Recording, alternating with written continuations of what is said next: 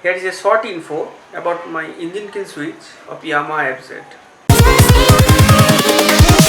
Here we go.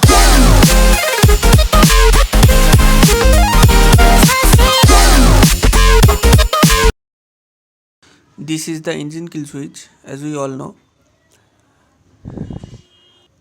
Always use this to switch off your bike before turning off the ignition key to the off position.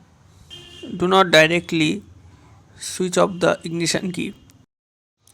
I only use the engine kill switch for an emergency purpose, not for all time. I directly switch off the ignition key while parking the bike. Don't do this.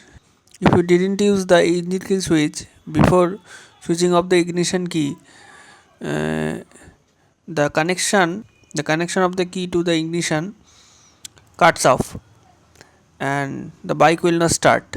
I have faced this problem, so I asked the service guys about this. They told me never turn off the key before you switch off the engine. First switch off the engine with the engine kill switch, then turn off the key. Otherwise the connection will cut off and you will face problems. So this is a short tip for my viewers. Hope you get this helpful. Thank you so much for watching this video.